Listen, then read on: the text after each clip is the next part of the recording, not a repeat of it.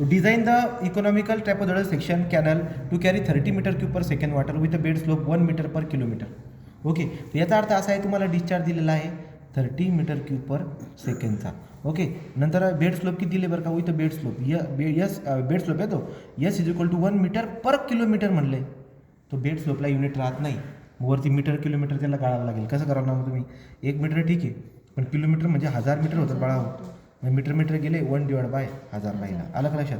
आणि bed slope किती, आता साईड स्लोप बघा, साईड स्लोप म्हणजे एन कसं काढतात, होरिजेंटल डिवाइड बाय व्हर्टिकल. म्हणून होरिजेंटल आहे 3/2 म्हणजे 1.5, किती होऊन जाईल तर 1.5. आणि कॅपिटल एन दिला, याला बोलतात coefficient of रुगोसिटी.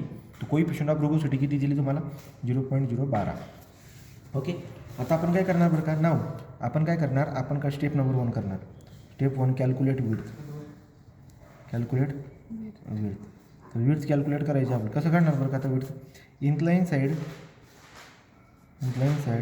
Is equal to top width by 2. Incline side किती बरं का सांगा, इन्क्लाइन साईड किती याची, इन्क्लाइन साईड आहे डी अंडर रूटमध्ये 1 + n² is equal to b + 2nd divide by 2. आता करायचं काय व्यवस्थित बघा, तो डी तर ठीक आहे, 1 + nची व्हॅल्यू किती आहे, n आहे 1.5, तो 1.5चा वर्ग. बी किती आहे माहीत नाही, काढायचं आहे, प्लस b 2 × n किती 1.5 × d डिवाइड बाय 2. समजते काय केलं मी तर, हे बघा, हे एनची व्हॅल्यू टाकली, फक्त बी डी माहीत नाही ना तुम्हाला, एनची व्हॅल्यू तर बी टाकली. सर पण इथं 2 n दिलेत मला, कोणते टाकायचे. अरे बाळा, याचा वापर सगळ्यात शेवटी होतो, हा कॅपिटल एनचा. पहिले साईड स्लोप, हा साईड स्लोपवाला h/v वाला, हा छोटा वापरायचा आपल्याला. मग आता आपण काय करणार, पहिले हे सोडवा, अंडर रूटमध्ये 1 + 1.5 ठीक आहे. आन्सर आलं जे आलं त्याला मल्टिप्लाय करणार 2ने, आणि त्याच्या मग मायनस काय करणार, या डीला चिटकून जे आहे ना ते, म्हणजे 2 × 1.5. आलं का, आत्ता जाऊन आपलं आन्सर येईल ते किती आलं, ते आलं b is equal to 0.6055 d. समजलं का, या असेल. पुढे स्टेप नंबर 2 कॅल्क्युलेट एरिया. चला, एरिया कसं काढतात, जे आन्सर आलेलं आहे काहीच करायचं नाही. हे बघा, जे आन्सर आलेलं आहे ना, जे आन्सर आलं आहे याच्यामध्ये जर तुम्ही छोटा एन जर ॲड केला ना तुम्ही, तर तुम्हाला डायरेक्ट एरिया भेटून जाईल. पण ते करून दाखवावं लागतं. कसं, area is equal to BD + ND². बरोबर. एरिया बी किती आहे, आता माहिती काय काढला, 0.6055 d. 0.6055 d हा बी आहे ना, बी इंटू पुढचा डी जसाचा तसा, एन किती आहे 1.5 आणि डीचा स्क्वेअर. आधी एवढं करून दाखवायचं, आणि इथं काय ॲड करायचं आहे, कॅल्क्युलेटरमध्ये ॲज इट इज ठेवलं दोन तुम्ही, ॲज इट इज ठेवलं ना, हे जे आन्सर आलं याच्यामध्ये 1.5 ॲड करायचं. का बरं, कारण की छोटा एन 1.5 आहे. ते तुम्ही ॲड केला त्याच्यात, हे आन्सर येतं 2.1055 डीचा स्क्वेअर. ओके का, हे झालं आपला एरियाबद्दल. तो हे एरिया झाला. मग एरिया झाल्यानंतर स्टेप नंबर 3 काय राहते आपल्याकडे, स्टेप नंबर 3 कॅल्क्युलेट एरिया झाला, कॅल्क्युलेट हायड्रोलिक रेडियस किंवा कॅल्क्युलेट रेडियस म्हणा. कॅल्क्युलेट रेडियस कसं फाइंड आउट करतात, r = 0.5 d. खतम, होईल का. आणि स्टेप नंबर 4 काय आपल्याकडे, स्टेप नंबर 4 कॅल्क्युलेट डायमेन्शन. मग डायमेन्शन कॅल्क्युलेट करण्यासाठी फॉर्म्युला आहे discharge = area × velocity.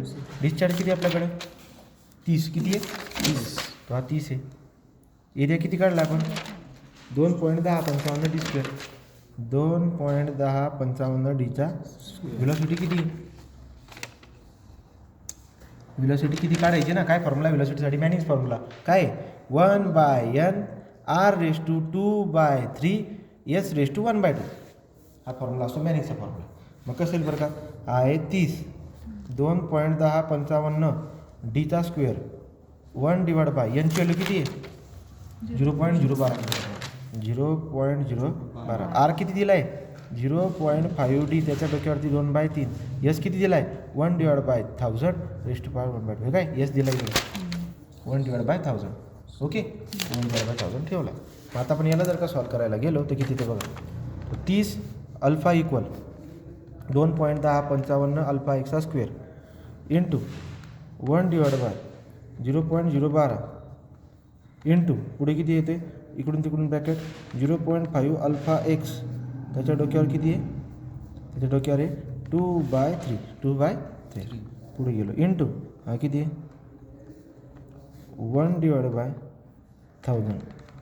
Okay shift थांब अजून डोक्यावरती आहे ना तर 1/2 ना डोक्यावरती किती आहे 1/2 शिफ्ट सॉल्व आन्सर इक्वल. हा भेटेल तुम्हाला. याच्यामध्ये कोण अननोन आहे डी, तो डी भेटून जाईल तुम्हाला. थोडा टाईम लागेल पण किती आला 2.24. किती आला तो 2.239 म्हणजे 9चा पुढे झाला 4 2.24 मीटर जा. ओके का. बरं तुम्हाला आता बी काढायचं आहे. बीचा फॉर्म्युला माहिती ना तुम्हाला मागच्या पेजवर काय बी. हा बी आहे 0.6055 डी. किती आहे 0.60 मी तर लिहिणार 0.6055 डी म्हणून B is equal to 0.6055 D. डीची व्हॅल्यू आहे 2.24 तर तुम्हाला भेटून जाईल माझा बघा तो 0.6055 इंटू 2.24 एक पॉईंट किती आला 1.35 ना 500 असेल ते झालं का. पॉज कर पटकन सोडूया. Design the economical section canal suitable for the following. Discharge दिला आहे किती डिस्चार्ज दिला आहे 1.2 क्यूमेक म्हणजे मीटर क्यूब पर सेकंड बाळांनो. ओके कोइफिशियंट ऑफ रुगोसिटी म्हणजे एन मोठा एन. कोइफिशियंट ऑफ रुगोसिटी म्हणजे मोठा एन किती आहे 0.02 आहे. Canal in a full cutting side slope दिला आहे तुम्हाला 1.5. छोटा एन दिला आहे तुम्हाला 1.5. हे बघा ना आईचं ओरिजेंटल व्हर्टिकल दिलेलं नाही आहे डायरेक्ट 1.5 घेऊया छोटा एन. ओके लॉन्जिट्युनल बेड स्लोप म्हणजे यस किती दिला आहे 1/2000. आपल्याला असंच पाहिजे 1/2000 म्हणजे 1.5 परत 1 आहे 1.5:1 म्हणजे 1.5/1 म्हणजे 1.5 ची. ओके का. तो डायरेक्ट व्हॅल्यू असेल तर डायरेक्ट एकला सोडून जे असेल ना तो एन असतो छोटा एन. एकला सोडून जो असतो किंवा ओरिजेंटल व्हर्टिकलच्या टर्ममध्ये असेल तर कसं लिहायचा ओरिजेंटल बाय व्हर्टिकल. कधी कधी तुम्हाला उल्लू बनवतो तो कसा असं बनवतो बघा.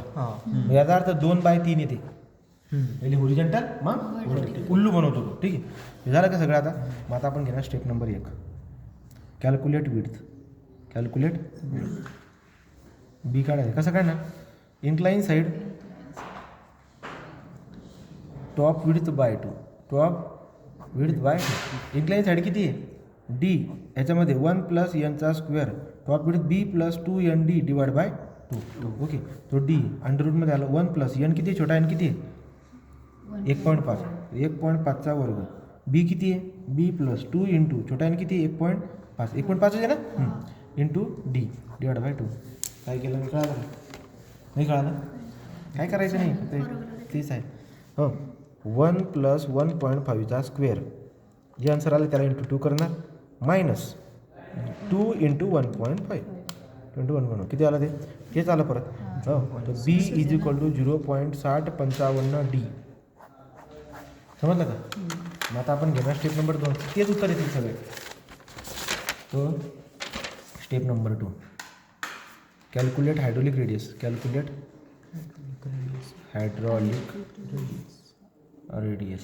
बरं मग हायड्रॉलिक रेडियस काढायचे आर काढायचे काय असतो 0.5 घ्या. स्टेप नंबर सॉरी इथे आपल्या स्टेप नंबर 2 नव्हती 3 होती. स्टेप नंबर 2 काय हां स्टेप नंबर 2 कॅल्क्युलेट एरिया. तुम्हाला माहिती इथे काय करावं लागतं तो काय फॉर्म्युला आहे area is equal to B D plus N डीचा स्क्वेअर. तो बी किती आहे तुम्ही त्यांना दाखवायचं आहे कसं दाखवायचं आपल्याला 0.6055 डी. तो आपण काय करणार बीच्या ऐवजी 0.6055 डी लिहिणार त्याच्या पुढे परत डी आहे इंटू डी यांची व्हॅल्यू किती आहे 1.5 डीचा स्क्वेअर. मग आपण एरिया कसा काढतो जे आन्सर आपलं मागे आलेलं आहे ना 0.7 याच्यामध्ये ॲड करतो 1.5 का बरं छोटा एन ॲड करतो तो छोटा एन 1.5च आहे. किती आला बरं का हा आला 2.1055 किती आला 2.1055 डीचा स्क्वेअर. मग हा झाला एरिया ही झाली हायड्रॉलिक रेडियस.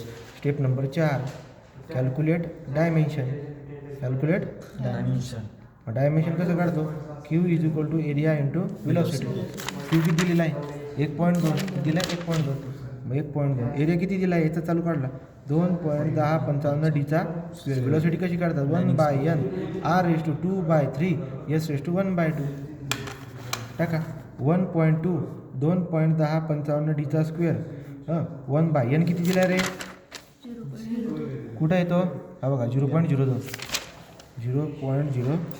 आर किती दिला आहे रे 0.5 डी त्याच्या रेकॉर्ड 2/3 एस किती दिला आहे रे 1/2000 rest to power 1/2.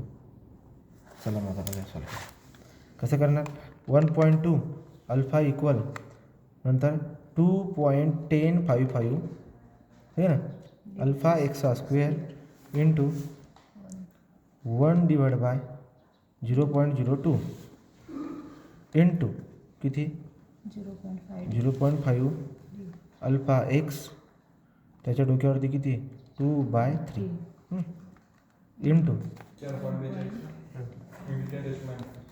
1 divide by 2000 त्याच्या डोक्यावर किती आहे 1/2 okay shift solve answer equal आम्हाला डी